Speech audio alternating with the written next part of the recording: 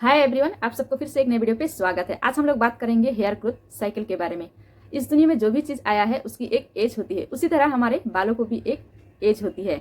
तो हमारे हेयर की जो लाइफ साइकिल होती है वो 3 भागों में डिवाइड होता है, जो कि है एनाजन, केटाजन एंड टेलोजन स्टेज।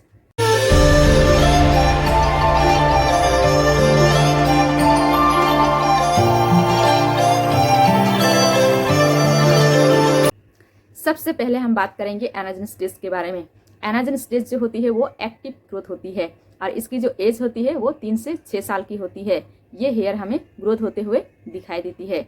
अब हम बात करेंगे केटाजन स्टेज के बारे में। केटाजन स्टेज की जो एज होती है वो 1 से 2 हफ्ते की होती है। रूट से हेयर ग्रोथ होते हुए दिखाई देती है और 1 से 2 हफ्ते में उसको छोड़ देती है और न्यू ग्रोथ स्टार्ट होती है और वो हेयर हमारा झड़ने लगते हैं। हम लोग बात करेंगे टेलोजन स्टेज के बारे में। टेलोजन स्टेज जो है वो 1 से 2 महीने की एज होती है इसकी, और ये जो हेयर है वो रूट से ग्रोथ होके 1 से 2 महीने में उसको छोड़ देती है और वो रेस्ट कर रही होती है। उसके बाद न्यू ग्रोथ स्टार्ट होती है और वो हेयर धीरे धीरे निकल जाता है।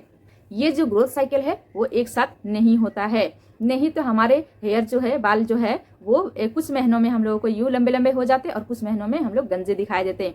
तो ये हमारे सिर के जो बाल होते हैं वो 80,000 to 1 लाख होता है और ये पर डे 80 to 100 बाल झड़ना नॉर्मल होता है।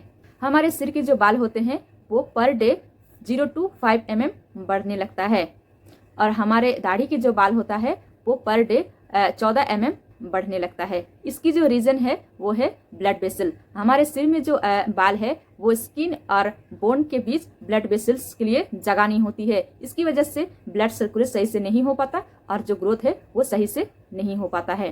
और हमारे दाढ़ी के जो बाल होते हैं वो उसमें ब्लड वेसल्स के लिए जगह है और वो ब्लड सर्कुलेट सही से हो पाता है, इसीलिए हमारे दाढ़ी के जो बाल होते हैं वो पर डे 14 mm बढ़ने लगता है।